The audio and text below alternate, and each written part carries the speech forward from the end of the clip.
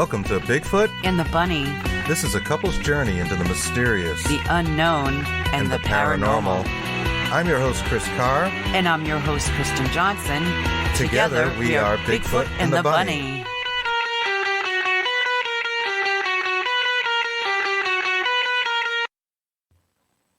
Welcome to Bigfoot and the Bunny. Happy Saturday. Happy Saturday. I'm Kristen Johnson. How are you guys?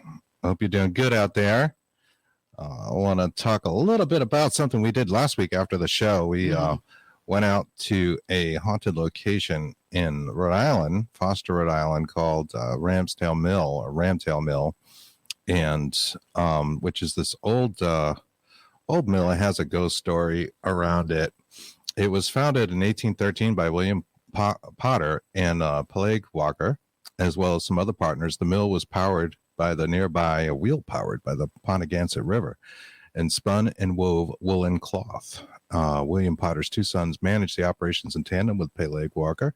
Walker was supposedly a cranky, angry man, but managed to find his niche as the mill's night watchman, and he would patrol the mill buildings with a lantern in hand and ring the bell after sunrise when it was time for the workers to start the day. There was always tension between Peleg and the Potters, being the son-in-law, and at some point that erupted into a major argument that ended with Walker shouting, "You'll have to take the keys to this mill from a dead man's pocket." And on the morning of May 19th, 1822, the bell did not ring. The confused workers arrived from their houses and supposedly found Peleg. He's a Peleg, hanging dead from the bell rope. It's Peleg. The keys to the mill were tucked into his pocket, supposedly. Walker was 35 years old, and the locals assumed that Walker's death was a suicide and buried his body nearby. And he was actually buried in the Potter plot, which was unusual considering the nature of what they thought his passing was. It was hard to be buried in consecrated land. And one night, the workers and the Potter family were awakened by the mill's bell ringing wildly. This is post his passing. They ran to investigate, but found the mill was empty. The bell was ringing on its own. The mysterious ringing happened on several other nights, usually at the stroke of midnight, of course, the witching hour. And the Potters took down the bell rope. That didn't help because the bell would still continue to ring. They finally removed the bell itself. This apparently brought some peace for a little while, but other strange things began to happen. Supposedly, the water wheel was seen moving backwards against the flow of the river. The mill's machinery would run by itself late at night, and people would begin to see a specter walking around the mill holding a lantern, supposedly Peleg Walker. Fearing that the mill was cursed, the workers began to find other jobs, and it eventually burned down in 1873, but kept its reputation as a haunted location. In fact, the 1885 Rhode Island census lists the Ramtail Mill as haunted, making it the only officially haunted place in the state. Mm-hmm. So that was interesting. I mean, it's kind of out in the woods. We went out there. I mean, there's just like foundations out there. You can see where the wheel was. A lot of other things have happened in this area as well. I don't have them all detailed for you, but perhaps we'll bring in an expert on the show about Ramtail Mill to discuss all the real details behind what it is. But it was a wonderful, nice, like day trip. It was. It's in the woods. It's beautiful. Yeah, you pull up and you park. There's like a cemetery on your left. It's old, and it's like, wow, bonus round. That's what he says. Pull in. He goes, bonus. Yep, we didn't know. We didn't know a lot of the details. I've heard about it for years, but I've never been there. So it was odd because I heard things while I was there. I heard frequency and you did. Rocks. You heard your name called. I heard my name called, and I kept asking Chris to reassure myself. I'm like, you hear that? I'm like, Christopher. That's what I say. And he's like, nope. Fortunately, we did bring our recorders and took a lot of pictures and stuff. And we did actually get a couple of EVPs. And I'm going to play one for you. Of course, this is not where we're asking questions. In fact, I'm moving like recorders, and I had a millimeter with me and a couple of things like around on this rock. And you just kind of hear the background noise of the river, but you'll hear a voice that is not us. If you listen very closely and recommend headphones, I was going to say that. Help me. And I've looped it a couple of times. I slowed it down on the third time, but I'll play that for you guys now.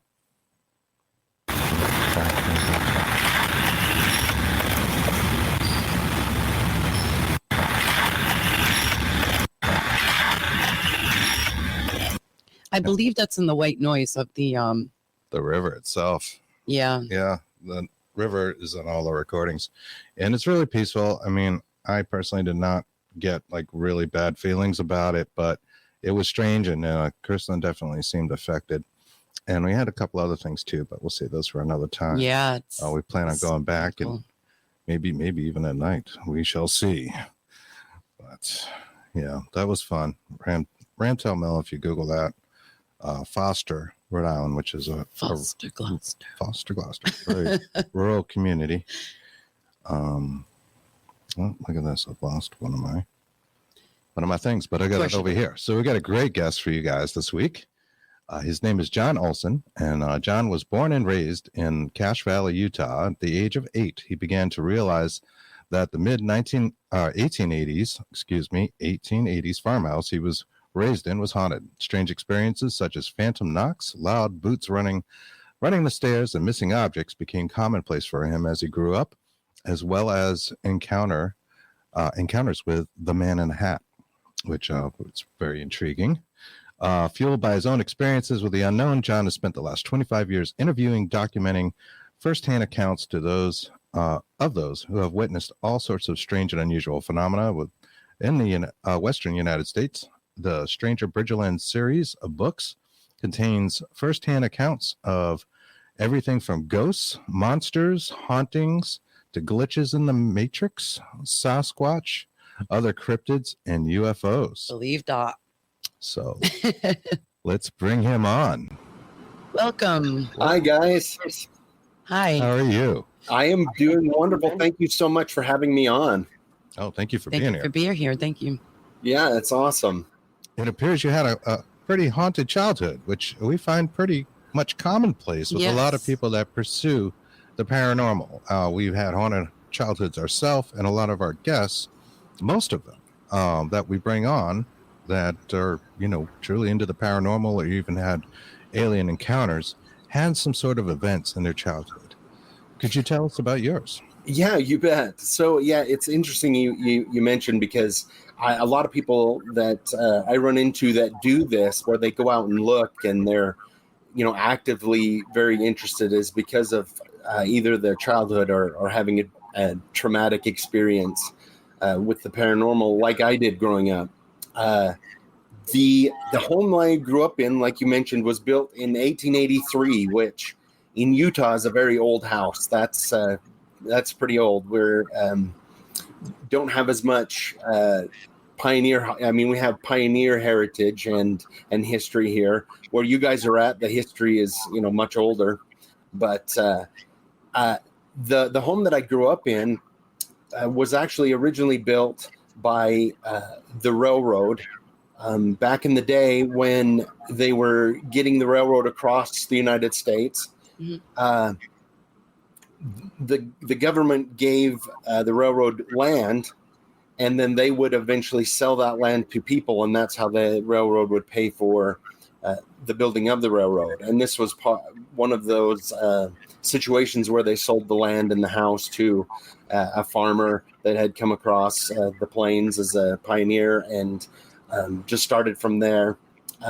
It eventually did fall into my family near the turn of the century, around 1910, right around there. I had a great uncle and great grandparents that purchased it, and it's been in my family ever since then. Wow. But as you mentioned, by the time I was about 8 years old, I have an older sister that's 4 years older than me, and a younger brother that's a year younger than me. I started realizing that there were things that were going on in my house that didn't happen at my friend's house, and including what one of us kids coined the Stair Monster, because, you know, when you're a kid, you kind of use what words you know. And the steep stairs that go from the main level up to the second level where my bedroom was, any time of the day, you would hear heavy footsteps go up and down the stairs, or children's footsteps running up and down. What we guess, what I really call now just, hauntings that's been there, kind of like a recording that goes over and over again.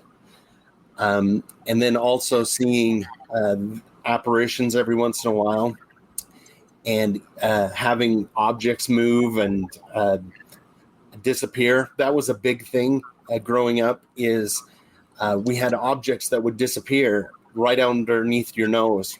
One story that's one of my favorites about the house, because it's not necessarily directly about me, but it does, explain some of the stuff.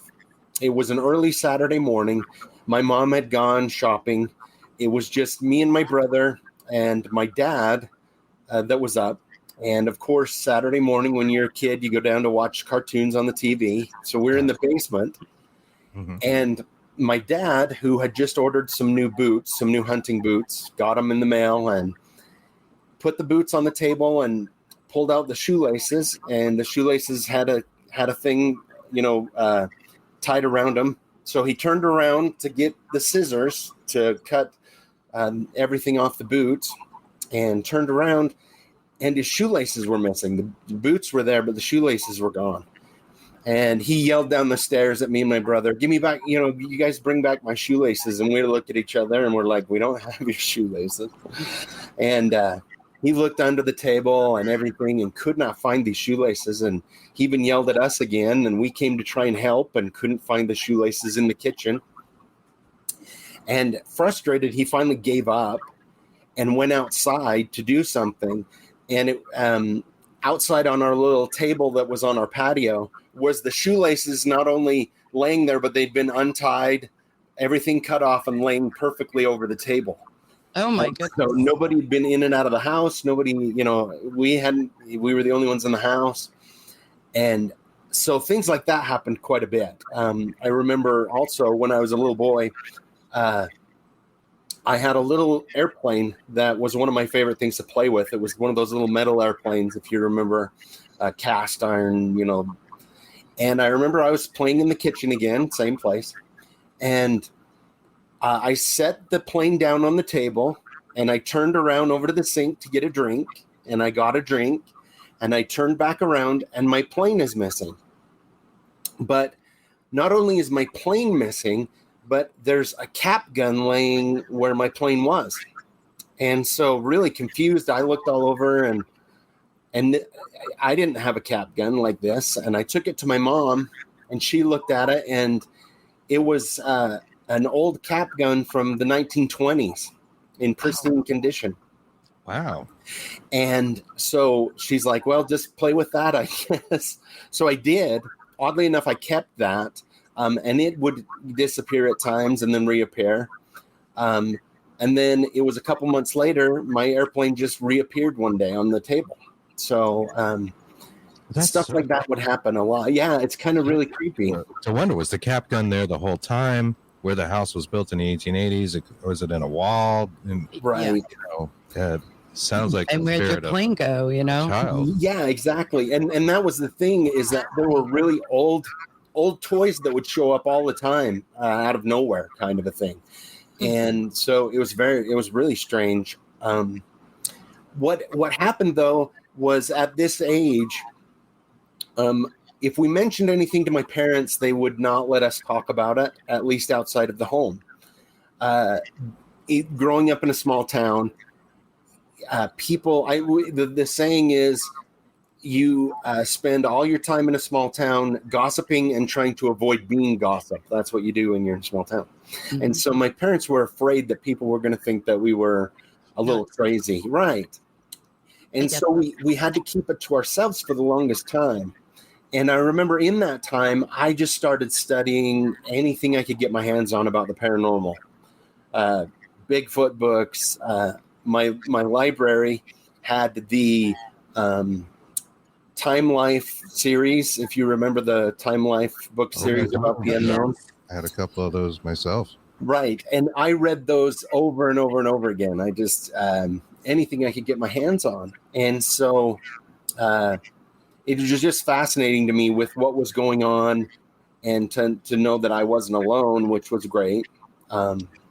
Information was harder to come by then too. You know, this is all pre-internet. Pre-internet. And libraries. a few years on us ourselves, and we don't need to admit that. But I remember, you know, with no internet, and the Time Life books were like a big source. Everybody had a set of encyclopedias.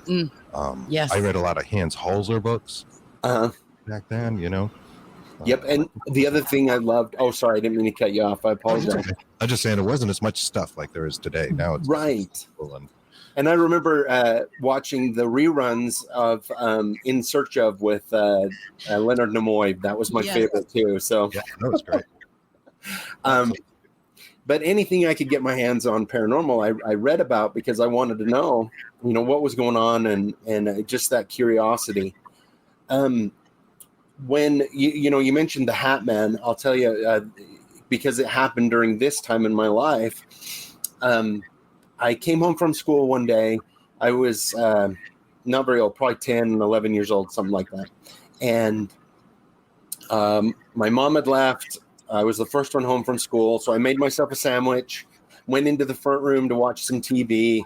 And this is the middle of the day, which, you know, things happen all the time in the house. It didn't matter what time of day it was. And I remember I sat down on the couch before I could turn the TV on, and something caught my attention from the corner of my eye. And I turned, and there in the front, right coming into the living room, was a gentleman was standing there. And I could see through him, and I knew he was tall. You could see he was tall. He had overalls on and a white button-down shirt. He had a wide-brimmed hat, but I couldn't see any facial features. And I watched as he walked in and sat across from me in the front room in the rocking chair that was there, and started rocking back and forth. And I closed my eyes and I counted to 10. And when I opened them, he was gone, but the chair was still rocking. So I jumped up and I ran out of the house, waited for my mom to get home. And I told her about it, and she, you know, tried to calm me down and say, you know, I wasn't, you know, I must have imagined it. I get that. But what I didn't know at the time is that my parents were having their own experiences, but didn't want to get us even more upset about it. So I would find out later on that my mother had seen the guy, the same apparition before. And in fact, in the house, there was only one bathroom at the time, and it had an entrance from one of the sitting rooms and an entrance from my parents' bedroom into this bathroom. Mm-hmm. And I got home from school one day, and my dad was home, and he was building a wall on my parents' side of the bathroom. And I'm like, why are you doing that? And he said something about, this is what your mom wants, and so you got to help me. So I helped him build the wall. But it wasn't till years later I found out it was because my mother would wake up at night, and the door would be open to the bathroom, and this man in the hat would be standing in the bathroom watching them sleep. Yeah. So this was her solution to getting rid of that, was to block the door and turn it into a wall. So help her? Did it help? Well, she didn't wake up to him anymore, but it didn't stop all the activity that went on. I meant from her seeing him. Yeah. Yep, he was. Did you see him as well, or was it just you and your mother? Did you? Me and my mother. I think everybody in my family has had an experience with him at some point. What's really interesting about the guy is my grandparents. So, on my dad's side of the family, I can trace my family all the way back to the people who settled northern Utah way back in the day. From the original pioneers. And so I have a lot of family, and my grandparents only grew up about a block, actually exactly a block away from me. And when my grandmother passed away, my grandfather had already passed away. When my grandmother passed away, and we were helped kind of cleaning out the house, we came across an old photo book, an old photo album. And I happened to be flipping through it, and I flipped the page, and here's a picture of my house, really old black and white picture. And here's a gentleman standing in the front of the house, and he's got tall, skinny man with a white shirt and overalls and a wide brimmed hat. And I about fell out of my chair. Oh my God. Wow. And come to find out, it was a great uncle of mine, the one that owned the house in the 20s. So I am able to identify who it is that does that part. At least growing up, that was one of the ghosts that lived in the house. So that's really intriguing, because a lot of people do see, the hat man, a man with a hat. That's right. Yours is more a man with a hat because he actually lived there. He was a family member, and you have a connection there. Right. Yep. But I have heard and talked to a lot of people who have seen the shadow hat man, like you guys talked about before, which seems to be, a different kind of entity. I would almost, from what I understand, yeah. Yeah, he's definitely dark, and he's out there. Kristen had a lot of experience with the hat man. Right. She was mentioning that. I had one paranormal a couple of years ago as well. Yeah, and seen shadow. My figures. vacuum went flying when I saw that. So I was Oh, really? We got some hellos out there. And yes. I'd like to just say real quick, hello, and we got hello. Is that showing up there? Good morning from Tokyo, Japan. Wow. Irene Takura. Who also mentions this, which is interesting. We don't have Bigfoot, just a legend of the Yuki Onna Winter Woman, spirit that takes men. Oh, so that's cool. That's a legend I'm not familiar with. Go ahead. Very cool. I'd like to know more about that. Yeah, keep messing with me. We're gonna move there. It says hello, yeah, and I'm done. All right, and of course, Anne Marie Young, love it. Oh, hi, Anne. That's awesome. Hey, Anne, how you doing? Love me, girl. Love her. That's awesome. It's interesting. He mentions that a spirit of a woman that takes men. In my travels and in interviewing people, it's amazing to me that when it comes to folklore and the paranormal, a lot of cryptids or a lot of ghost stories or things of that nature. There's creatures from all over, like Europe, Africa, America, and all over Asia, and they may call it something different, but the explanation is very, very similar. What they look like, what they do, and so that's fascinating. I love that. The essence of the legend remains the same. That's true. Exactly. Right? That sounds, similar to like a succubus kind of legend. We do see that repeated in even different areas of the country. Things like fairies, and we talk about things like Paguajis out here in the Northeast, right? But nobody talks about that probably in Utah, and that goes to some, Native American legend. It's funny that you mentioned that, because I do actually have a story. It's in Stranger West, I believe.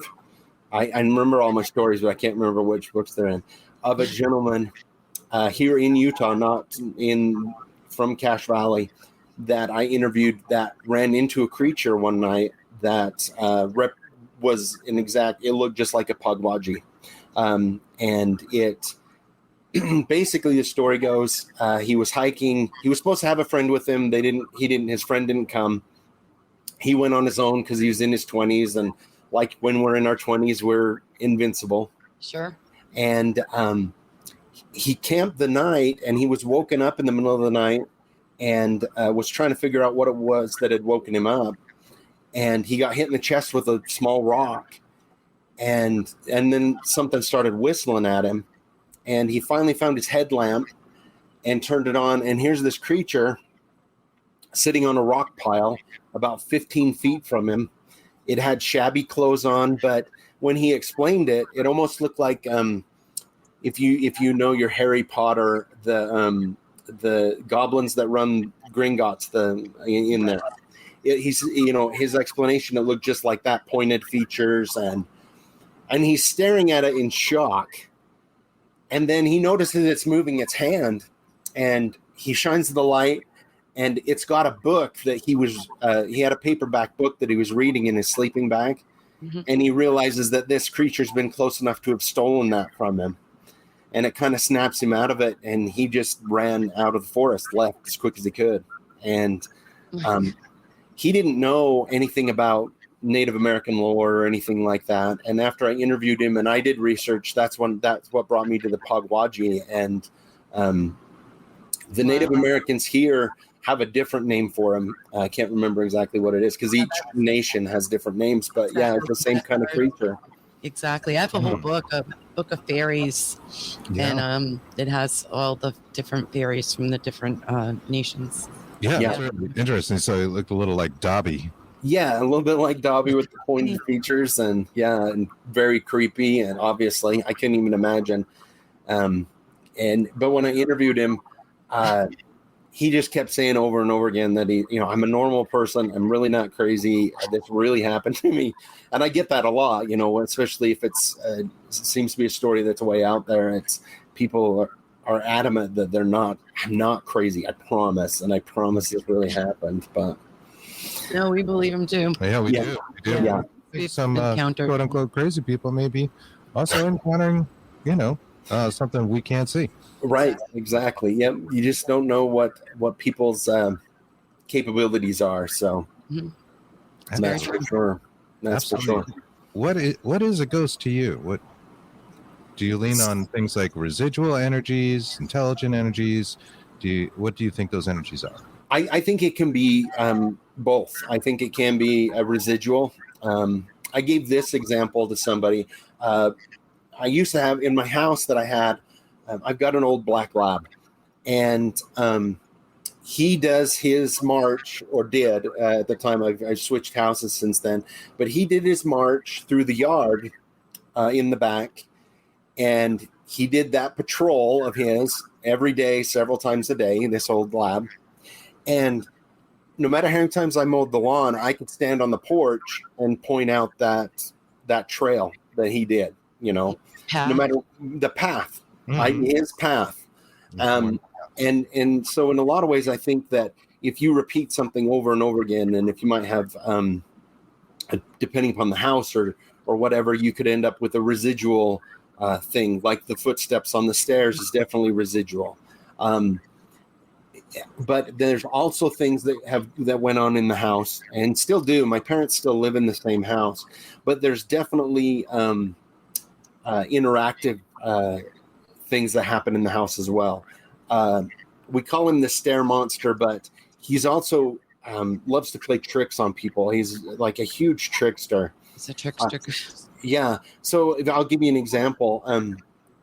My dad a few years ago had knee surgery, and because of that, he had to sleep in his recliner for a long time while he was recovering. And he said there were times where he would be sitting in his recliner almost asleep. And this is the thing, if something changes in the house, that seems to trigger things a lot, which I'm sure you've heard before. And him sleeping in the front room must have been enough of a change. But he said he would be sitting there almost asleep, and he could hear somebody walk up behind him and do the cattle whistle with the two fingers really loud and make him jump. And then he would hear laughter, and then it would go away. So there's definitely both residual and interactive. And then I have interviewed people who have run into a lot darker spirits, I guess you could say, more of I guess you would call them demons or things of that nature. I also have a belief, just from interviewing a lot of people, that there are elementals. Like, I've interviewed a lot of people who have seen the shadow people or dark creatures like this in the wilderness. A lot of them, because of where I live. A lot of at least my original stories and a lot of the other ones dealt with people, running into things in the forest. So we agree. Yeah. It's definitely a mixture of all kinds of things that you can have going on. So sure, it's more when you say that, it's more like a chaotic energy entity. Yeah, I believe it's on chaos. Aforementioned Ramtail Mill, often people have reported, there's a lot of reports on the internet about people seeing this kind of shadow figure walking where the mill used to be, and like on like a different floor. It might be kind of appearing to walk there, holding a lantern. Just the lantern is seen, and it's right. And you wonder what are we creating? Are we doing it in the collective consciousness? I don't know. Making our own paths, kind of a thing, and so it's very interesting. Right. And one thing that I find fascinating is when I've run into people, who talk to me and say, I think I might have a ghost, or I have a ghost, or the first thing I usually tell them is, let's go through the things that are happening, because maybe we can explain it with a natural occurrence or something. And if we can't do that, I try and explain to them, I'm like, most of the time, if it's just a ghost that you have, ghosts are just like people that you meet on the street. 9 out of 10 are really nice people. It's that 1 out of 10 that you got to worry about that might be a real jerk, because I'm sure if you were a jerk in life, you're going to be a jerk in the afterlife, and then that might be, a problem that we're going to have. So I've helped a few people throughout the years who maybe they had a spirit and it was scaring them, but I don't think it knew that it was. What it was doing was frightening their children or something, and just speaking. It sounds weird, but I tell them, if you just speak out loud and let them know that what you're doing is scaring my kids, can you if you do that, sometimes that alone will fix your problem. So it's very true to actually ask. Say, yeah. Can you leave us alone? Going right along with that. Few years ago, my wife and I were moving, and we were going to spend a month in an apartment before our house the new house we could move into. And my parents were like, "Oh, don't do that. Just come stay upstairs at our house." And so we're like, "Okay, that'll be okay. And we can help you guys out a little bit." And so my wife was okay with staying there, but she's like, she'd heard all these stories, and she's like, the ghost, I'm really worried about the ghost. And I said, I will say that you're not comfortable with it. So we did. When we moved upstairs, I said, yeah, look, this is Annie. She's not comfortable with your antics. She's scared. Please leave her alone. So we went 3 of the 4 weeks, nothing happened. And we were folding clothes upstairs. And jokingly, she said, I don't know about your ghost stories, because we've been here for 3 weeks and I haven't seen anything. And laughing, I said, well, I guess if you want him to show himself or let you know that he's here, I'm sure he'd love that. And she laughed it off. And the very next morning, I got up super early and left for work. And she was laying in bed. And she's almost back asleep. And something crawled into bed and ran their fingers through her hair, and then she realized John's gone to work. Who is that? And she jumped out of bed, and she heard laughter. And I said, well, you told him it was okay, so now he's going to bother you. And so for the last week, he definitely let her know that he was there. Wow, which was really interesting. Yeah. She would be changing clothes upstairs and hear a whistle, and she's like, I'm glad we're leaving in a week. Yeah. But that's you got a comment from Ian. Yeah, there's a comment here about dogs and paths and that kind of stuff. Anne Marie Young says, I had a dog that had a path through my house from the front door to the back door, checking every room in the house. After he died, he could still be heard. He would growl too. And had more than one friend leave in the middle of the night. Oh my. And then she mentioned, wow, that's awesome. Leave a few years later. So there you go. It goes. Yeah. That's crazy. Yeah, definitely. I've heard of stories of animals, especially beloved animals, that come back and let people know that they're still around, and that I think that bond is also really strong as well. So both with loved ones and everything like that. I believe I have a cat. One of my cats is with me as well. I can feel it come up on the bed. Mm-hmm. I sound crazy, but a couple of times that's happened. So yeah, I've heard that from people as well. Even people in my family who have lost a pet, and in between sleep, they can feel it jump on the bed and curl up by them, and so that's There's cool. something about that being in between I was just sleep going to say state. that, yeah. Mhm. And we hear reports of out-of-body experiences and have had that experience Right. at ourselves, and sleep paralysis, the old hag. There's a lot of stuff, a lot of folklore that surrounds it, but there's also a lot of people that have real valid experiences. One of my own experiences, and this is in my very first book. So Annie, who I'm married to now, I was previously married, and my first wife was a hairdresser, and excuse me, my oldest son at the time was just an infant, and my wife at the time would get up Saturday mornings really early to go do wedding updos. That was the thing at that time of year. And my grandmother on my mom's side, my mother is from Denmark, and my grandmother, who I was close to, had passed away, but I was unable to go to the funeral because it was clear in Europe at the time, so only my mother and dad were able to go. And it had been about 6 months, and it was a Saturday morning. My wife got up, got ready, left, and I'm just laying in bed in that near, in between kind of state. And there was a knock at my bedroom door, and I said, "Come in." And my grandma came in, and she sat on the edge of the bed, and we had a conversation about how everybody was doing in the family. And all of a sudden, I looked at her and I said, "Grandma, you passed away." And she smiled and she said, "That doesn't mean I can't come visit from time to time." And she said, she got up and said goodbye and went out the door. And as soon as she did, I came fully awake.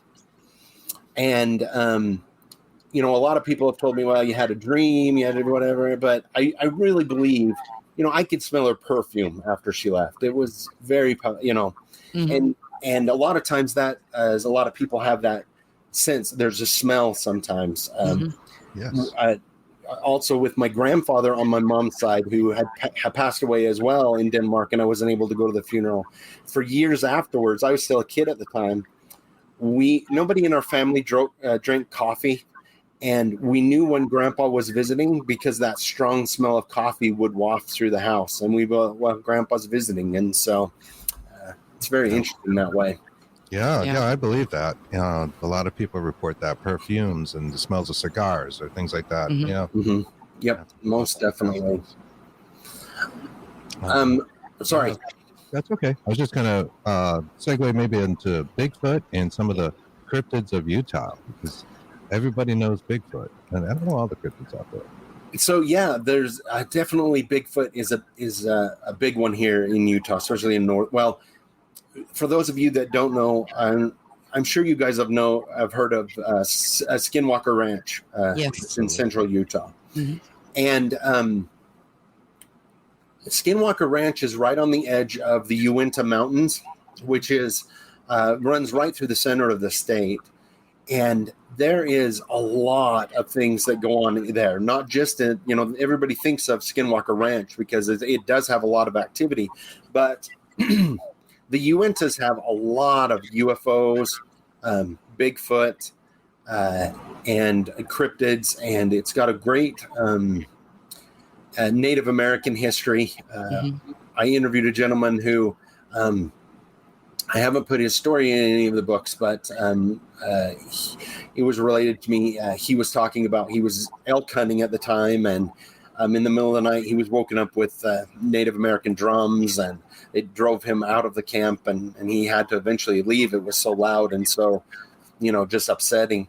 But up here in northern Utah, where I am, I've gathered a lot of Bigfoot stories, and also a few of like I said, the Paguaji was big. And that's a really fun story as well. In Nevada, I interviewed a gentleman who he worked outside of Reno, Nevada. And at the time, him and his girlfriend wanted to go camping.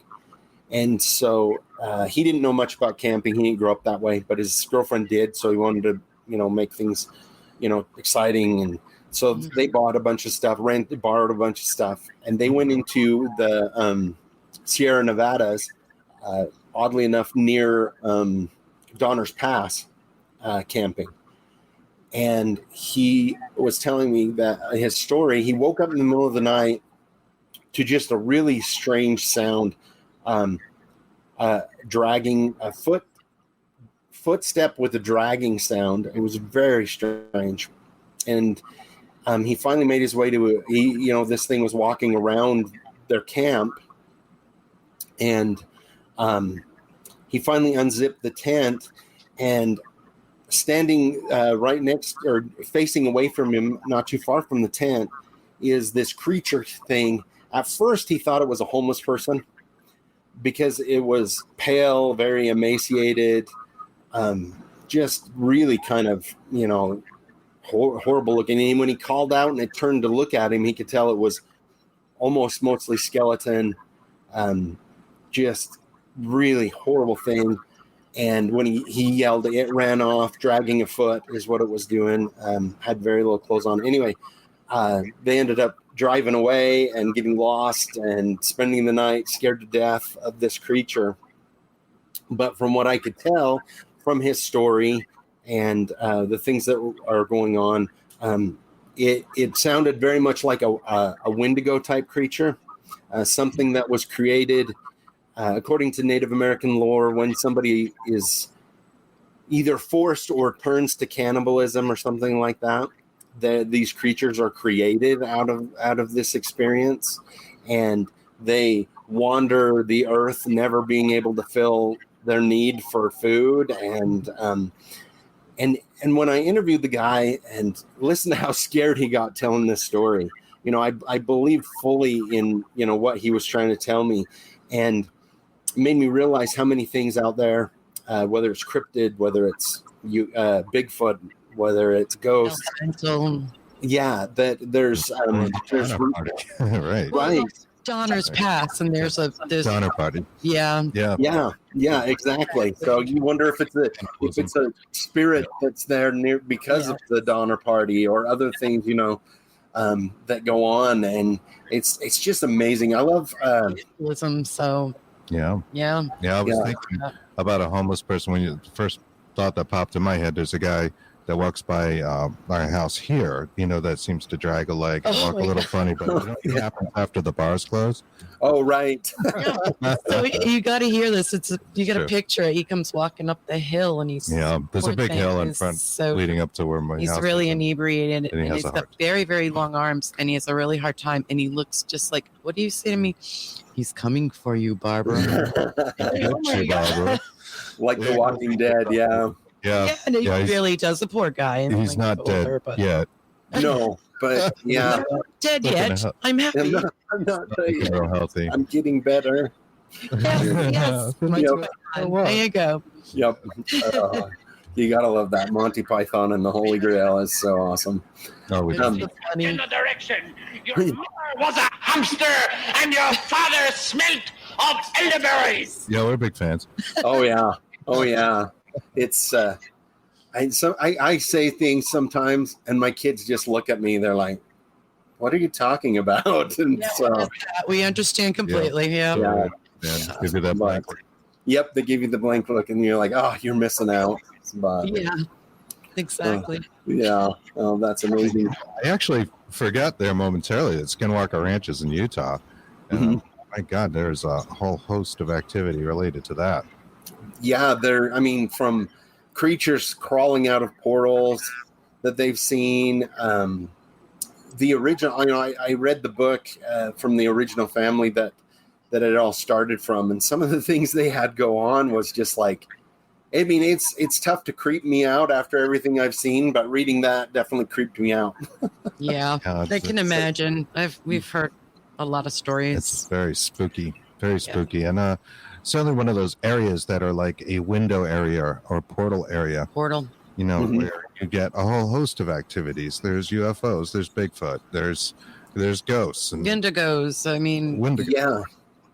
Well, and not too far from there's a town called Vernal, and I've talked to a lot of people from Vernal, and they're like, they have basically they say you've either seen at least one UFO or you haven't lived there for 6 months yet. So there's just a lot of things that go on there. In fact, in my new book, I have interview, I interviewed a gal, and she told me her story, and she was going from Vernal to another town. Actually, she's coming back to Vernal in the middle of the night, and she's running through the canyons, and all of a sudden she thought it was a wildfire because the whole canyon next to her was just glowing orange.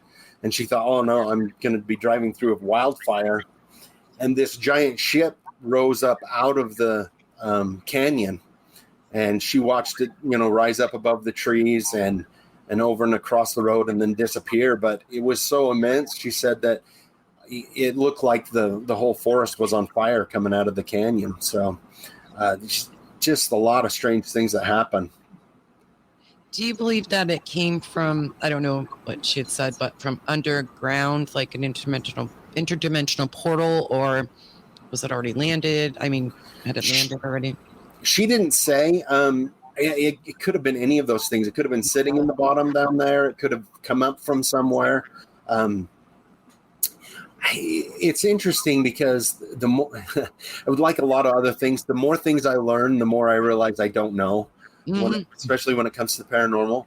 And so, for a long time, I thought of UFOs as just coming from another world, traveling that far. But like you say, the more you learn and the more you hear, there's all kinds of different things that, they could be coming from another dimension. They could be coming from traveling that way. It's fascinating. It's just really fascinating. It is. It could be a consciousness thing, an invasion of consciousness. And perceive these things. I totally agree with you. The more we've been doing this, the more we get this idea like, wow, we don't know everything. And it all seems more related than it did for me, say, growing up. And I think a lot of people were like that. They were in the paranormal camp or they were in the UFO camp, and one kind of didn't believe in the other so much, or they didn't get along. Right. A lot of that's been changing, even though the phenomena has been similar for literally hundreds, maybe thousands of years. We're seeing more and more people kind of come out and learn about each other, and that's a wonderful thing. That's good that we can kind of share that information, because there are so many similarities. Right. And you hear a lot of different proposals and theories, and I just love learning about all of them. And I remember one thing kind of along these lines. I was just reading up about the simulation theory. I'm sure you guys have heard of that we live in a simulation. Sure, I talk about it all the time. Right. And what was funny was my youngest son, he's 14 now, so I guess he'd be around 12 at the time. We were talking, and he had heard something about the simulation theory, and we were just talking about it. And he said, he's basically like, I have a theory, Dad. And I said, okay. Well, I said, what's your theory? And he says, well, in all of my video games that I play, the guys that create the video games, they love to put Easter eggs in the video games, hidden things. He goes, what if all of your UFOs and Bigfoot and ghosts are just Easter eggs in our simulation? And I said, that's maybe that's what it is, buddy. That's a good thought. Cool. Yeah, it really could be. And you wonder, we've seen things. We're paranormal investigators, researchers, and all that. And we're always looking for like the data to show other people and stuff, especially here with the show. Right. But it's the experience that is really intriguing, just having that experience. And, wonder, your brain just goes, ooh, did that really happen? Did you see that? We're looking at each other and that kind of stuff. And like an Easter egg within a game. I love that. That's a great analogy. That's great. I love it. Yeah, it was a good thought that he had. But like you say, it's the experience when you have an experience, or I talk to people who they're like, oh, I want to get into ghost hunting and stuff like that, and I tell them, a lot of them, I'm like, so it's really fun, but it's a lot of hard work too. I don't do that necessarily. I will go out every once in a while with groups that invite me, and I love to do that. But they watch the television shows where they go out one night and have like a list of things that they, we found all this.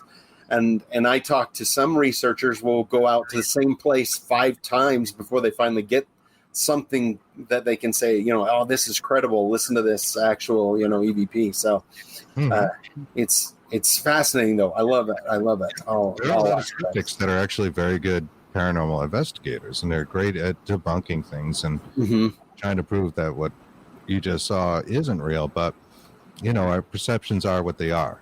Right. You hear a voice on a tape, or you see something, that maybe isn't captured on camera. It doesn't mean it didn't happen. Or the Right.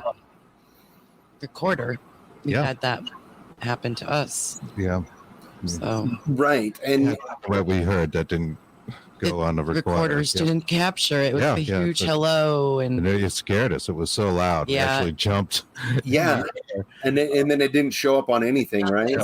The whole story. Kristen had noise canceling headphones and a recorder, and we were walking through a haunted location, and she could only hear what was coming through the recorder.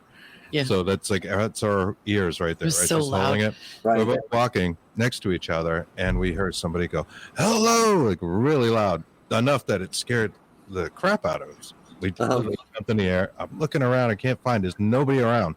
And when we played the stuff back, there was no hello.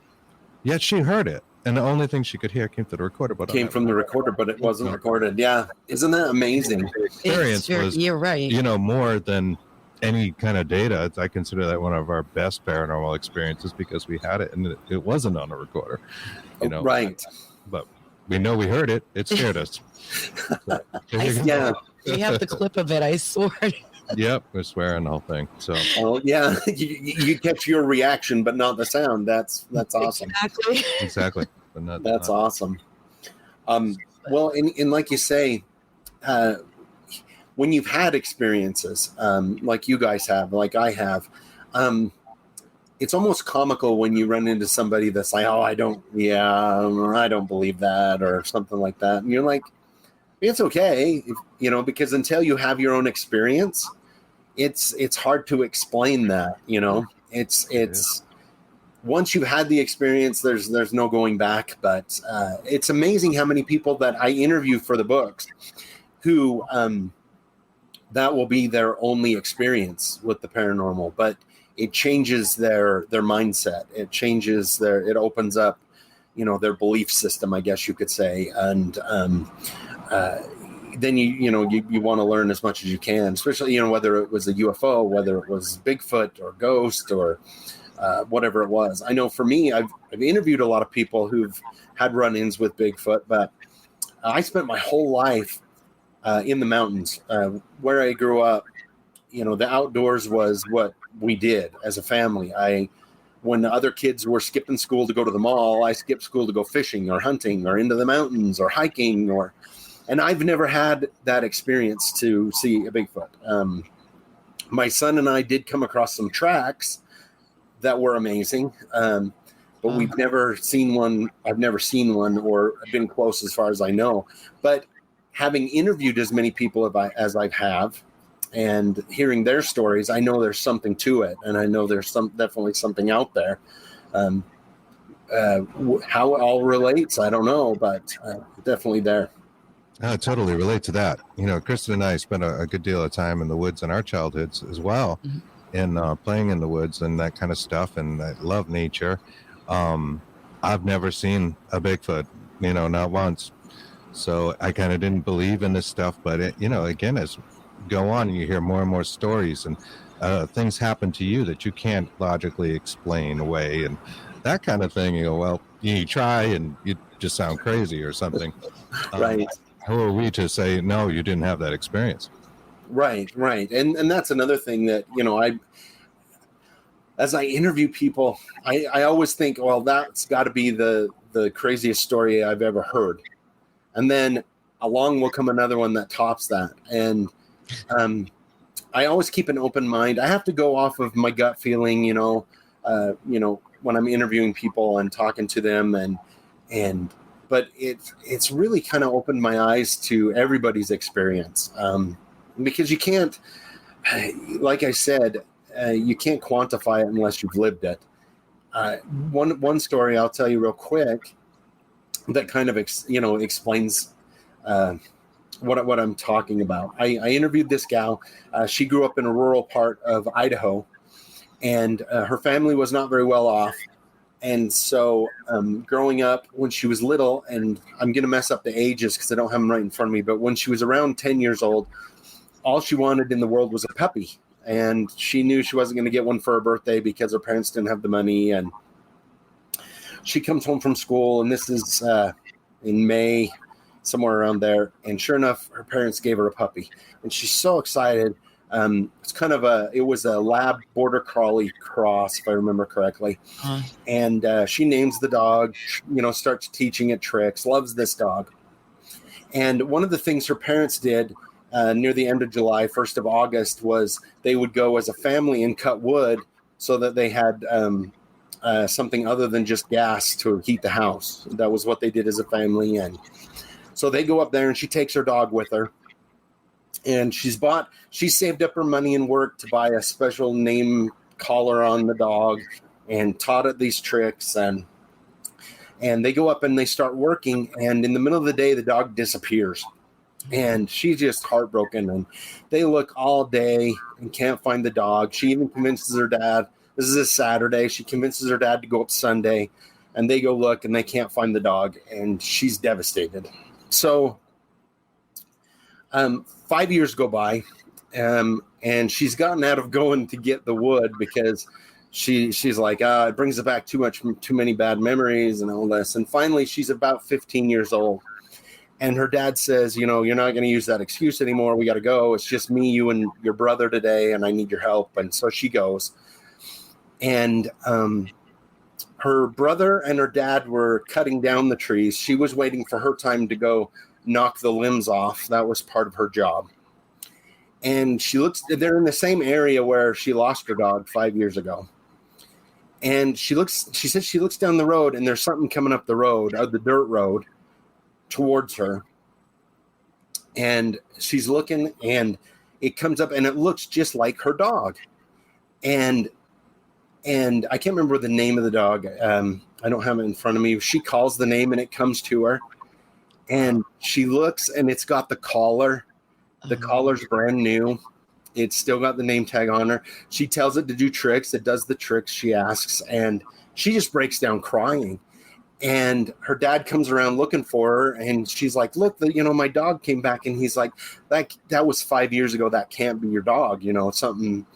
Somebody's playing a trick on you, something. And she's like, we're in the middle of the mountains, And so she goes home. She's super happy, and her parents are skeptical, to say the very least. So the next day, her mom says, we're going to take the dog to the vet just to have it checked out, because I want to know what it is, what's going, She says, don't tell the vet that this is your lost dog.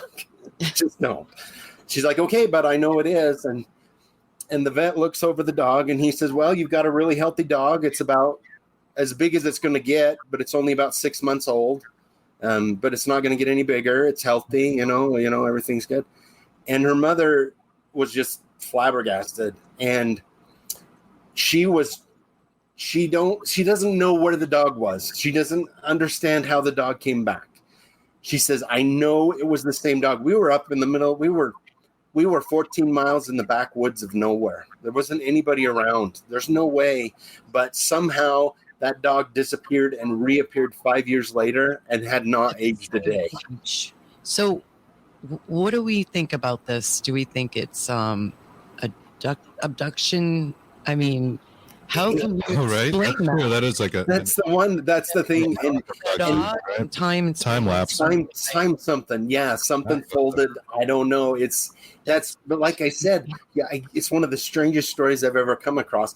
She said, I had the dog for another 10 years, lived to a ripe old age and passed away. And she goes, I know it was my dog. She goes, I don't know how it happened. My family doesn't know how it happened. We were never allowed to talk about it. But she goes, it was my dog. The other thing too is it had a specific shape. An S, almost an S, white S shape on its chest. That was very unique to the dog too. And that's how she knew. Somebody couldn't have just got one that looked like her dog. That was another thing. It had an S shape And she called it Sammy, I believe was the name, because of the S-shaped white patch on it. But and like I said, that's one of the most amazing stories. But she was matter of fact. That I asked her if she'd had any other paranormal anything, and she goes, no, I've had a very normal life, but I had this happen. And you mentioned, what happened? What do you think happened? Boy, I don't know. I know that a lot of strange things happen in the wilderness. A lot of strange things. Yeah, you've interviewed people who've seen portals, who've seen creatures, who've seen, experienced just really strange phenomena in the wilderness. So who knows? Maybe that dog stepped through a portal and it didn't know the difference. So who knows? And he stepped back 5 years later. That's an awesome story. Yeah. Yeah. And with the description of like the S and stuff, it kind of rules out that, maybe the father had planted the dog and then. Right. That was one of the things too. Or the other dog had maybe gone to the farm their parents told us about. Right. Gone to the nice farm upstate. Right? Yeah, the upstate dog farm. Yep. Yeah, it doesn't sound like that at all. And wow, that was a cool story. That is really cool. Yeah. And if you're, as a parent, I know if you're gonna do that, when you do it right away, try and find something. If you're gonna try and replace it, or to make, but 5 years later, why would you? You'd just be confusing a kid. Exactly. Yeah, exactly. You're just twisting the poor kid's mind a little bit. Yeah. We got some comments out there. It says, Anita Allen, I had some run-ins with something unexplainable, intelligent in the woods. Way back, only critter that fit it was Bigfoot. That's how I ended up researching them. Well, that's wow, cool. Anita, I didn't know that. And that's so cool, says Dawn. I don't. Yeah. Very nice. Very cool. I just love hearing people's stories, and it's amazing where they all come from. I took my son fishing yesterday, and there was a lady on the dock, and we got talking, and she saw and my wife, she asked what I did, and I said, and she started right away into her story, and I had to give her a card, and I'm like, yeah, let's talk, let's get your story. Hers was up in Alaska. She was a tour guide in an old town, and she had experiences with some of the prostitutes that used to live in the town that still haunted the house that she was in. And so it's amazing where I get my stories. Sometimes they just come out of nowhere, like where I don't expect to meet somebody, but they find out what I do and they're like, oh, I have a story, or it's amazing. That's great. Yeah, I've noticed that your books seem to have trended. Your collection of books from starting in Bridgerland. We had Stranger Bridgerland, then we go to Beyond Stranger Bridgerland, then we go to Stranger West. Mm-hmm. We go to Stranger US. It's just like the circle's growing here. We're going to take stories from. It is, and I hope it just keeps growing. It's so. Just a quick backstory. Like I was saying, when I was younger, my parents didn't let us talk about the ghosts much at all. But as I got to be a teenager, I had friends over at my house, and they would have experiences of their own in my house. And they would have to say, what was that? Or they would hear the Stair Monster. And they would say, somebody's walked up your stairs 3 times, but there's nobody there. And I finally had to admit, well, my house is haunted. And then I would start telling my stories. And by the time I was 17, I would go to a party or something, and somebody would be like, oh, John's got some cool ghost stories. And so I started telling them. And it was at that point people started coming to me with their stories. And like you said before, back in the day, we didn't have the internet. We just had local stuff. So for forever, 20 years or so, I just gathered stories. Sometimes I would hear a story, oh, this happened to my uncle. And then I would spend months tracking down that uncle or where that story came from to get it. And I remarried 6 years ago. And Annie was like, I had to explain kind of this part of me, as you do. And she's like, well, what are you going to do with all those stories? And I said, well, maybe someday I'll write a book. And she was awesome because she's like, no, I think you're going to write one now. So she's like, she helped me with the first one. Wow. And it was all local stuff, like you said, because I've just been local for most of it. And as I've been on, been blessed to be on shows like you guys' shows and get my website out and start speaking places, it's just expanded. And like you say, it keeps going. And I I just love it. Interviewing people from all over the country, and now a few in Canada and a couple from Mexico. It's just been fantastic. I love it. It's great. That's awesome. And you mentioned your website. And for those of you that are just listening and can't see the ticker, it is www.strangerbridgerland.com. And I was going to explain, somebody asked about the Bridgerland part. How did that come about? The Bridgerland part. I was just going to ask you that. So have you guys seen this is kind of weird. Have you guys seen the movie The Revenant with Leonardo DiCaprio when he was a mountain man and he gets mauled by the bear? And Yes, we've seen that. okay, so in that, it's based on a true story. One of the young men that leave him, the good, there's a Tom Hardy's the bad one, and then there's a young guy that's the good one that leave him when he's sick and dying. The younger man plays a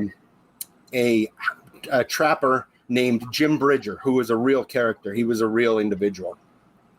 Jim Bridger came west and actually was one of the first white men to explore all of northern Utah, southern Idaho, parts of Wyoming, and he trapped here. And when he left, eventually, he's the one that helped do the maps and help guide some of the pioneers to the area. So northern Utah, which encompasses Box Elder County, Cache County, Ridge County, and then parts of Wyoming and parts of southern Idaho, are actually called Bridgerland after Jim Bridger. And so because my first books were stories from that area, I thought it would be cool to name it Stranger Bridgerland, because it's kind of that. So it's a kind of a long story, but that's how it got its name originally. Bridgerland is from Jim Bridger. Oh, wow. I know that. And you mentioned that I grew up and I live in Cache Valley. Most people think of it as Cache, like as in C-A-S-H, but it's actually C-A-C-H-E, which is the French word for cache, meaning to hide or stash or store, because that's what the trappers did as they got all their pelts and everything. They do a dugout in a hill and hide them there until they could finally get them all out and sent back east, and it was called a cache, so they named it Cache Valley. A little history for you there. Nice. Well, I love history. Yes. But you mentioned, or in your bio, it's mentioned about glitches in the Matrix. Can you tell us a little bit about that? Yeah, so I found that some people's stories didn't really match up with ghosts. They didn't match up with cryptids. They were just kind of really strange things that happen to people that they can't explain. And it kind of covers a lot of different things. One of the first ones I got, I remember, I interviewed a young man who was going to school at Utah State University here in Cache Valley. And he was getting close to graduating, and it was spring, and he had to study for a test. So he grabbed his bike, grabbed his stuff to study, his backpack, and drove up onto the campus, which is the quad up on campus. He laid out his blanket and is sitting there studying in the sun and enjoying the day. He says it's a normal, everyday kind of a day. And all of a sudden, there's people going around, not a lot of people because it's Saturday, but somebody has stopped in front of him. And so he looks up from his book, and he looks right into his own eyes. He's looking at somebody that looks just like him. He said he was dressed the same. He had the same bike, the same backpack. He said the only difference when he looked at him is he's a big Seattle Seahawks fan. And he was wearing a Seattle Seahawks hat, but the other guy was wearing what looked like a Seattle Seahawks hat, but the colors were different. There was an orange instead of a purple or blue, and he's kind of in shock for a second, staring at what is basically himself. And he goes to say something to the guy, and the guy freaks out and takes off on his bike. So he hurries and jumps on his bike and takes off after him. And there's a building on campus, which is actually one of the most haunted buildings on campus. It's called Old Main. and the guy on the bike goes around the corner, but when he goes around the corner, the guy's gone. He's completely disappeared. Wow. And he was just in shock. He had seen his doppelganger, basically. And I said, was there? He said, it was just like looking into a mirror. The only difference was the hat was a different color. And so there'd be some little minute difference there, too. Yes, some little difference. And so he asked me, he was like, what do you think it was? What did I see? And I was like, I don't know. Did you, was there somehow that two universes bumped up against each other at the wrong time, at the right time?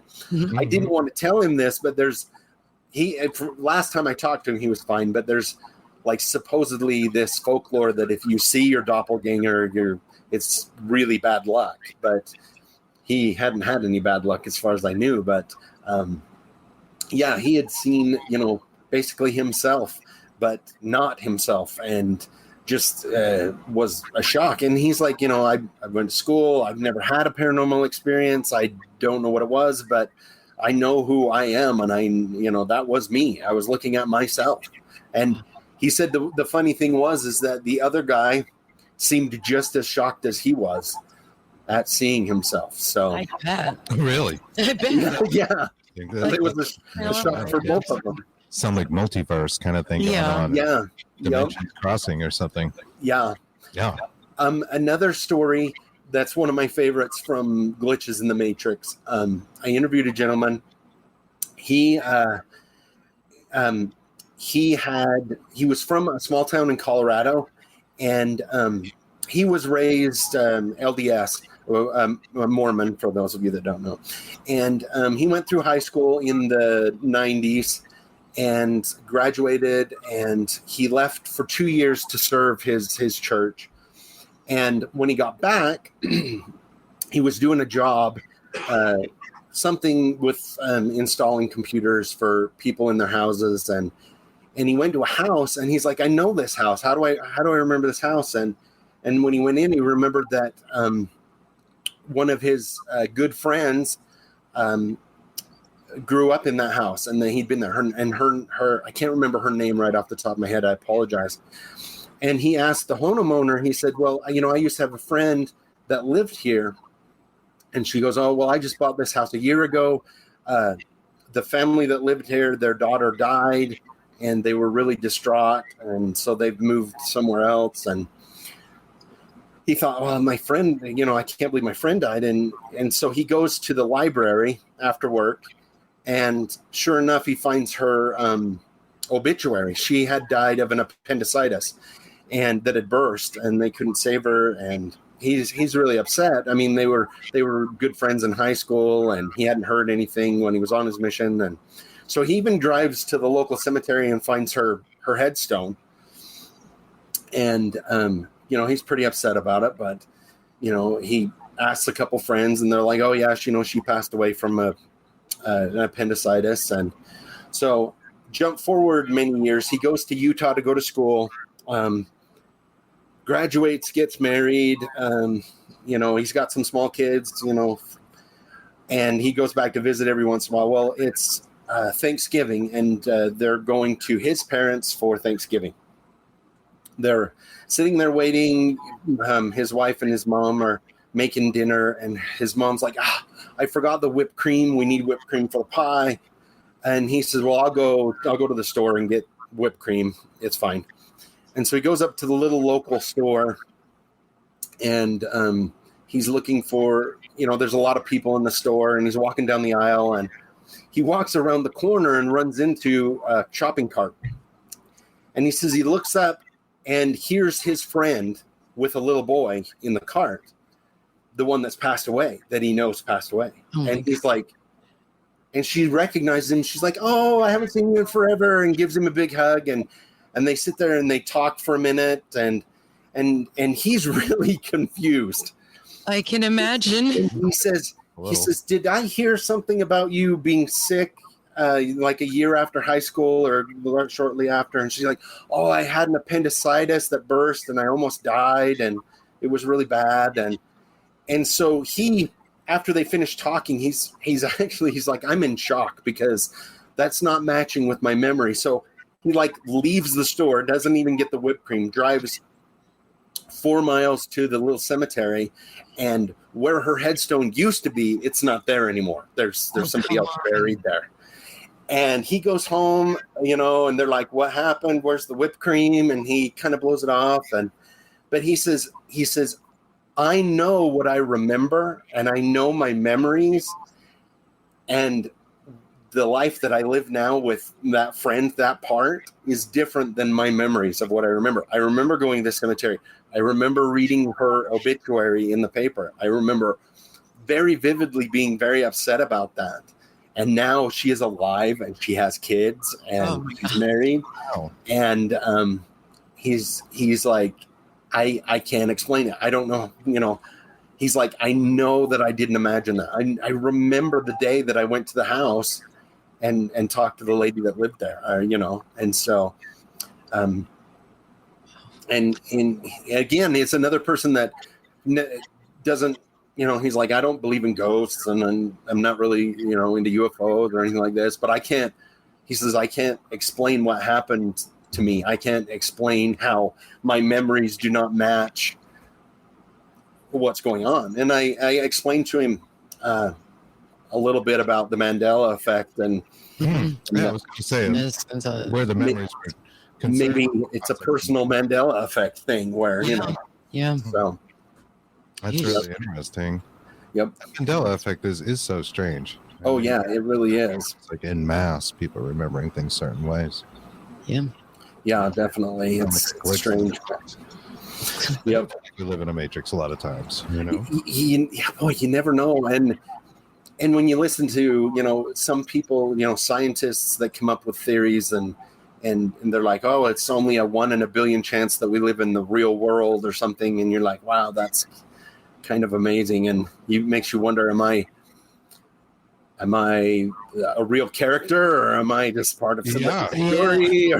I think it's Neil Tyson deGrasse that says that the odds are, you know, more likely that there is somebody living on a planet just like this one with your name looks exactly like you, living your life simultaneously as you, than it is to not, because of the amount and great volume of planets and galaxies out there. And not only that, they also talk about, as Anita Allen said over here, it's proved in physics as well. It's multiverse and simulation theories. It seems to be. Mathematically. Well, I had a dream I've talked about on the show before, but it was really strange. I'll just quickly cap it with you because it does kind of fit into this, where I was having this kind of like normal dream, and like Kristen was in and other people, and it was just normal wackadoodle stuff. But at some point in the dream, I put my head down on a rail and I went to sleep and had an astral projection, which I've had a side of it within the dream. And in that astral projection, I was like flying down it. I was in a different place and flying down a street, and all the buildings had a certain graphic, almost like the video games you mentioned, quality to them. Like they weren't quite real. They seemed to be pixelated, slightly pixelated. Like it was like, oh, something's weird. Came out of it because I got nervous or something where I was sleeping. I thought I was going to fall, and I knew this within the dream, right? Came back out, continued to dream, and then just woke up and said, okay, what the hell just happened? Right. That for over a week. Yeah. It messed him up so bad. It did. Right. The impression was very, very vivid. And, you know, the fact that the buildings within the dream were pixelated, it made me wonder, wow, maybe there is something to this simulation theory. Right. And I know that in Native American folklore, they believe that the dream world is just as important as the real world, you know, in a lot of what they believe and how it all works together. So who knows? I mean, we spend how much percentage of our life sleeping, or at least supposed to. So you have no idea on how to access it. The other day, my youngest, who's 14, he came to me and he said, we love to talk. He's the one that had the idea about the Easter eggs. And he says, I want to get a motorcycle. And I said, motorcycles are too dangerous. I'm like, and he goes, you had a motorcycle at my age? And I said, yeah, and I crashed a lot. And he goes, yeah, but you didn't die. And I said, well, I'm pretty sure I'm a main character, so of course I'm not going to die. I don't know about you. And he laughed. He goes, that's me. Yeah, That's cute. I could relate to that. I've had those thoughts, like, is it really me, the same me that started out here? Because I've had some close encounters and seen and some things. You wonder, like, Right. Picked up another lifetime, and that's what Another life. the memory Game was reset. Who knows? Yeah.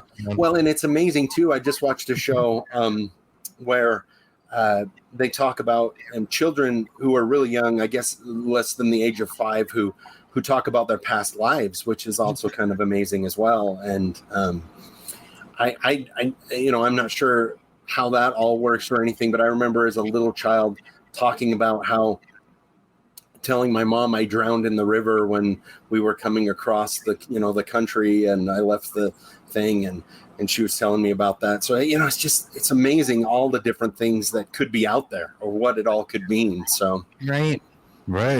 Actually, here's a relevant comment. Anne Marie Young says, are we really sleeping, or is that us when we are alive and connected? That is a good point. I wondered that myself. What is going on when we're sleeping? Yeah, that's so true. This is a dream. I remember reading a short story by a science fiction author, and I really wish I could remember what it was because I've looked for it and can't find it. And it was talking about a company that had invented a way that when you're asleep, you can connect to a matrix type thing and still go do things with your friends and all of that, and how it kind of went all wrong and started screwing people up. But I wish I could remember the name of that short story because it was an amazing one. But you just, with technology coming the way it is, who knows? Exactly. Some of the things Elon Musk has planned for us here. Yeah. Yep. Exactly. He's certainly a big thinker. Yeah. AI stuff scares the heck out of us too. Yeah. It's I don't know. We're gonna end up like the Terminator. What the heck's gonna happen? They're already learning. So Ghost in the Machine, right? A real one. Yeah, exactly. You just never know. I remember reading the article about the 2 computers that they were working on, and I'm terrible at remember names, but they forgot about them and put them in a room. They were connected and found out they'd created their own language and were still talking to each other, a few years later. And so, yeah, that's really scary about what could happen. Yeah, they don't always handle everything like humans would when they do the AI. Right. Thought about AI is probably think, well, they're just gonna tell it to, be nice or whatever, but that's not necessarily what happens. And they can take on a personality of their own. This, especially with that story. Right. Yeah. So these people should know this, but I don't know. Yeah. Yep. Reminds me of that Rush song, 100. Yeah. and who knows? So, like, as much as the government is releasing about UFOs and stuff, it feels like we're coming to something big. So yes, disclosure, just having conversations where the government more or less is admitting that these things exist is pretty mind-blowing in and of itself, and I'm not sure why. Right. Yeah. Well, for years it's all been starting to tell people, I guess. Right. Admitting that they've seen things and shown the video, and they're like, yeah, we don't know what it is, or they do and they haven't told us. It seems like a big step for sure. So, it's definitely a big jump.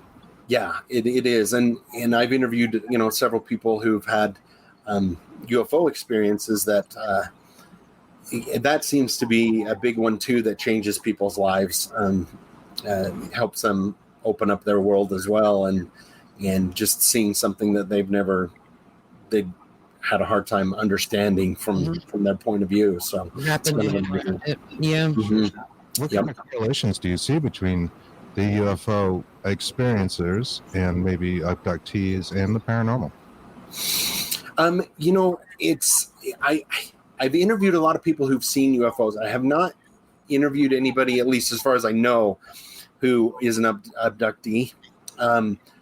I do feel like, personally, I'm sure you guys have talked about David Paulides and the Missing 411 book series. Yeah, great series. I've studied that because, it's right up our wheelhouse with everything. And I wonder if there is not a correlation between UFOs and the missing people in that aspect, and UFOs, because there's a lot of people that I've interviewed who have seen UFOs when they've been in the mountains, when they've been backing away from everything, and so there's definitely a correlation between the strange things that are going on in the woods and I believe UFOs. What it is, I'm not sure, but I feel like there's a correlation somehow. I think there is too. And then the Bigfoot kind of steps back into the picture. I know one of the episodes of that we watched, these people talked about camping like back in like the late 60s or something like that, a camping spot they had out in the mountains somewhere. I forget where it was. And they actually had recordings of the Bigfoot, or I don't know what the plural is it Big Feet? I don't know. Sasquatches howling.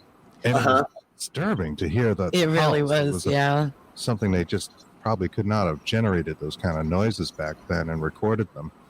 Right. Yeah. I think it's the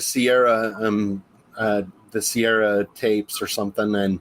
And when they're chattering back and forth and yes, and they're not able, like you say, they wash it through a computer and they're like, yeah, it's not metallic, but it's not within the range of people's vocal cords at all. So exactly. Yeah. That's right. It was outside of our vocal range of humans. And they wouldn't have had the kind of technology, at least I don't think so, to manufacture these sort of things. So, right. Yep. Exactly. And so it makes you wonder, what the whole correlation is between, is there a correlation between Bigfoot and UFOs, or is there a correlation between, the creatures in the woods and UFOs and it's just kind of fascinating. For me, sitting back, it's a little scary, and I'll tell you why. Because when I was younger, when I wanted to go up in the mountains and go for a hike or go for fishing or way back, and my friends couldn't go, I just went. And now, after everything I've learned, I'm like, I'm not going to go up there alone. I'm not going anywhere near there alone. What was wrong with me? I know. I had one experience. When I was back about 14, well, I'd driven back and then had walked back about 4 miles in on this little stream that I'm fishing. Nobody for, I don't know how far. And all of a sudden, when I walked into this opening of trees where the river was, it was almost like a muffling sound. I guess it was a muffling of all sound, I guess you could say, where the deeper in I went to this group of trees, the more sound was muffled, the more the hair stood up on the back of my neck, and I, whatever was there didn't want me there. And it wasn't until I finally turned and walked out of that area that the birds returned, the sound of the bugs, everything. And I'm just like, I wonder what that could ever possibly be, or what was that, or that was there that didn't want me to be there. Was it ghost related? Was it any Bigfoot? Who knows? So, and right, alien, we don't know. You don't know, yeah. Entity, It's weird that exactly. We have those kind of, again, window areas, those portal areas. We have them out here.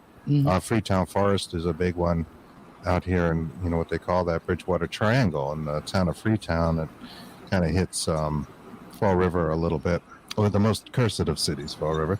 That is the known place for having all those phenomena occur. Right. Bigfoot sightings, UFO sightings. One of the presidents, I think it was George Bush Sr., actually saw a UFO out of Air Force One flying over it. As he was flying over the Bridgewater Triangle, Wow. Yeah. Haunted phenomena, and then also the Pukwudgies. The noted Pukwudgies. Pukwudgies, Yeah, that's good about the Paguaji. I didn't realize it reached out that far. I thought it was more local, but I do know it has a Native American background. Right.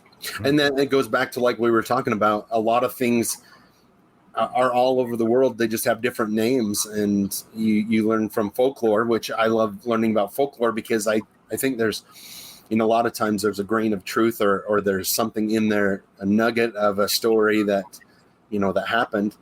And so, yeah, it's just amazing. They just have different names, but it happens all over the world. So that's right. That's right. And they take it more seriously by different names in different parts, like fairies in Ireland. Kind of a serious thing. They used to build streets and go around the fairy mounds and things of that nature. And in Iceland, they still do that. When they make a new highway or something, they will port around one of those the fairy rocks that they call they talk about even to today. So and they take it very seriously in a lot of those places like that.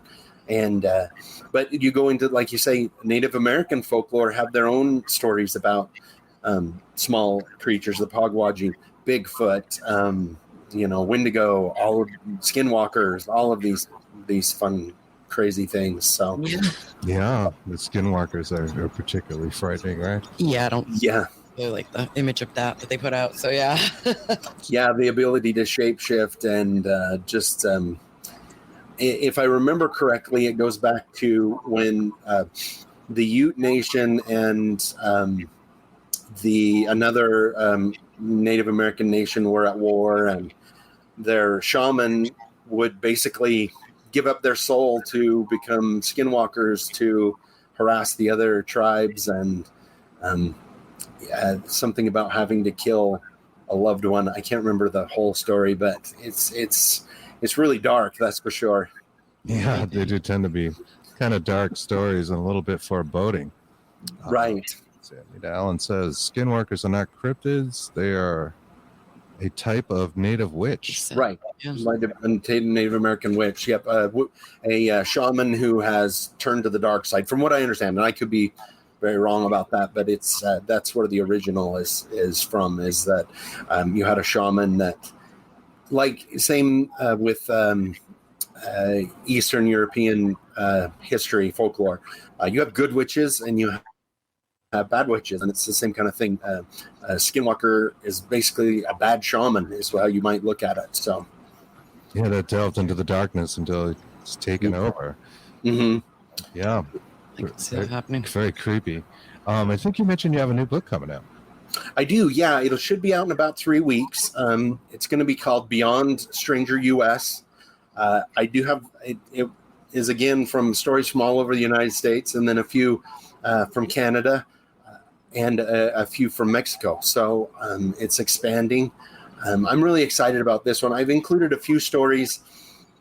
In the past, I've kind of avoided putting stories that might have a little bit darker connotation to them. But I decided to do it, especially with the few that I put in. One with a young woman who had a really bad experience with a Ouija board, and I kind of did it in a way that it a warning to people to be very careful about what you kind of play with fire, you're going to get burned kind of a situation. So there's definitely at least in my mind, and everybody's got their opinions, but there's a good and a bad way to go about this, and much more scarier ways that people might not understand when they're delving into the paranormal or whatever it is. So I can't agree with you more. Sure, absolutely. Yeah. I don't know that Ouija boards are inherently evil, but people are putting intents together in a belief system of looking on the board, Manifestation. whatever it is, they can certainly open that door, it seems. Right. Yep. And I kind of explained it to somebody like this. It's like picking up the phone and just randomly dialing numbers. You're not sure who you're going to get on the other side. Exactly. And just because they're telling you they're somebody doesn't mean they're really that person. So they step into roles. They do. Right. Step into roles, yes. Roles are something we talk about a lot. Because how many, haunted little girls are there walking around, and women in white, and, Yeah. especially seem to be, a role that gets picked often because people love children, feel inherently, if you call upon protective of them. that child, that's that little child's spirit.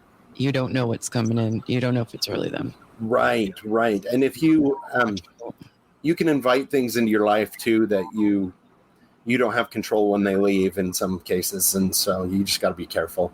Mm-hmm. Yeah. Understand that? Yeah, it's hard to tell. You don't know how powerful an entity you're talking to or what they're capable of until it actually happens. Yeah, definitely. And there's in my own opinion, there's a difference between a ghost, somebody who's passed on, that still might be around, and say a different kind of entity, whatever your belief system might be. And that's the funny thing too. Whether you are raised, Catholic or another Christian religion or Muslim or, whatever it is, they all designate that there are, good spirits and bad spirits that are around, I guess you could say. So, yeah, you got to start to look like archetypes, and that sort of thing. Are they just filling the archetypical roles? Right. Yeah, exactly. So it's a bad guy, and like you said, most people are good, but there's a handful that are not. That just seem to be, kind of evil, or just kind of hating everyone, or are willing to do things that the rest of us look at. Go, why would you do that? Yeah. Right. Yeah. Side. It seems to be that story with aliens. People talk about abductions that are positive, but there's an awful lot of dark stuff going on too. And so what did you really want to, be brought that way? Yeah. We've had guests that said, it wasn't that bad. Yeah. Okay. Yeah. Yep. And, growing up the way I did and having experiences, nothing that I had I would call evil or mean or maybe mischievous, but not evil or mean. And so because of that, I have a more of a, I guess, tolerance to, when something paranormal might happen. And a lot of people will look at me and be like, well, weren't you just like scared to death when that happened? And I'll be like, no, it's just kind of cool. It was kind of a really cool experience. And so, it has a lot to do with your background, like we were talking about before. So, and your own experience. If your own experience or the only experience you've had with the paranormal is negative, that's going to affect you. So, for sure. So, absolutely. Oh, and another question. You mentioned people like the girl with the dog who had the one paranormal experience and did not have further experiences after that. But a lot of people, particularly, again, going back to the UFOs and the alien experiences, report other phenomena happening after they've had that kind of contact. I think for ourselves, I think that's kind of true. It's almost like it grows because we've had those experiences. We're more aware. And the people that you've interviewed in your own experience, do you find that to be more the case or less the case? It's kind of a mixture, but I do totally understand what you're saying, because there's a lot of people out there that will go, they'll go a lot of their life and not have it. And then they'll have that experience, and it almost like it opens their eyes to it. And it'll almost be like, in some people's cases, it's almost like a floodgate. Now they, start having a lot of experiences. They start seeing a lot more things, or they have more experiences. And I'll interview some people who say, well, this is my only experience I've had. But then I'll interview people that are like, I'm going to tell you my best experience, but I've had a lot of experiences that have happened to me.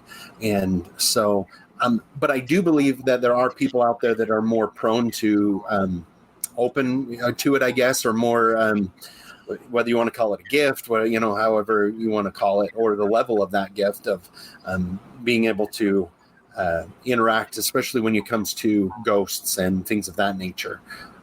They definitely open themselves up to it, and it does open the floodgates, I guess, to answer your question.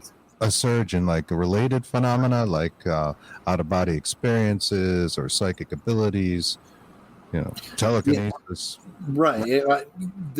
I've never had anybody with telekinesis before, but I have had people, talk to me about out of body experiences. I still have a lot of stories that I have yet to write that are sitting, when I went 20 years without writing a book, I accumulated a lot of stories. So there's a lot of different ones in there. Like I said, it's interesting you mentioned telekinesis, though, because I have interviewed a lot of people, and they're like, just, in the last 6 months, my house has just gone crazy with things moving, or something's gone, I hear things. And the first thing I'll ask them is like, do you have a teenage daughter that just became a teenager? And they'll be like, how did you know? And I'm like, it's amazing to me how that can be connected, especially to teenage girls, but also teenage boys. They almost seem to be a conduit for it. And I'm not sure why that is, but things just start going haywire in the house. And I said, I'll tell them, it's going to pass probably, but it might take a year. It's somehow connected to your daughter, and I have no idea why, but the fact that you have a teenager that just, a girl that just turned into a teenager, or a couple in some people's cases, then that can cause a lot of stuff like that to happen. And I don't know why, but it seems to be a connection somehow. Hormones or what, but the poltergeist activity does seem to follow them around a lot of times. I know in parapsychology they talk about that, the teenagers, in particular the girls, right? Yeah, are tuning into something. I don't know what it could be. It's just amazing how many times I've run into that just myself. Yeah, they're just very emotional creatures, and maybe there's something to that. I've got one daughter, and so I'm not going to comment on that, but we all know I've got 2 boys and 1 girl, and they all came with their own challenges for sure. But yeah, somehow the connection with teenagers is you can't deny that, from what I understand, and whether they're causing it or they're a conduit for it, I have no idea. But I know that, moving objects, things getting misplaced, things happening like that can follow teenagers. Oh, Absolutely. Anita Allen said something interesting just now about the pineal gland, because it's not calcified yet. So that's pineal gland and hormone shift. yes. Hits girls harder and faster than boys. Yep, and that could have something to do with it for sure. And you always hope that somebody will do a research paper on it, and and somehow quantify it. But so hard. We can only make assumptions or exactly opinions on what our experiences are. But the new book comes out in 3 weeks. Is Beyond Stranger US. Beyond Stranger US. Yep. And where can people find your books? So they're on Amazon. You can find them on the Kindle or softbacks through Amazon. Most of them are now on Audible as well, if you're big into listening to books, which is great. So, and hopefully the new one will be out on Audible within the next couple months. It takes a little bit longer to get an audiobook out, but and you can also find connections to Amazon through my website. You can also get connected with me if you have a story that you'd like to tell me and talk about it. You can contact me through my website as well. Oh, that's great. I was going to ask you that because I didn't want to flood your inbox, but people with ghost stories can reach out to you directly. Yes. The website's www.strangerbridgerland.com. Yep. And that's John Olsen we're talking to. So, that's great. I definitely want to dig into some of this stuff. I love a good read. I love a good ghost story. And awesome. I look forward to it. I do. I saw a comment here. I think kind of summed things up pretty well. I think it's here. It was Anita. I was lucky. The ghost I grew up with resulted in a passion for paranormal research from an early age. No fear here, just respect, caution, appreciation, and curiosity. That is perfectly said. Thank you, Anita. That is perfectly said. I could not have said that any better myself. So that seems to be all our stories here. Yeah, right? And, it does. I love it. Does, definitely. Love it. So it's been wonderful to meet you, John. Yes, thank you for coming on. Thank you so much. I appreciate you guys having me on. Yeah, great. You're welcome. If you want to hang out, we'll say hi to you in a moment, and we're just going to wrap things up real quick. Sounds good. All right. Thank you so much. Thanks, guys. John Olsen, thank you. And that will conclude this episode of Bigfoot and the Bunny. And I'd love to thank all the people out there in chat today. A lot of you guys had a lot of comments, questions, and Anita Ann and everybody else. And I know we didn't get everyone in, but Dawn, we do appreciate it. And thank you so much for listening. Next week, we're going to have more paranormal folklore and legend tripping with Chris Balzano. It's going to be great. Yeah, we've had Chris on before. He's a friend of our show, and he's a wonderful guy to listen to. He's a New Englander. He's a New Englander. Well, he's in Florida now, so, the trader, kind of like Tom Brady. Oh, we have to tell him that. Yeah, we'll make that joke. Wow, I just thought of that now. Good for you. Wow. Hey, and my daughter too. So that's right. Elizabeth. Wow. Anyways, we'll be back next week. Same bat time, same bat channel. Thanks again. Appreciate it. And thanks, guys. Bye bye. Bye bye.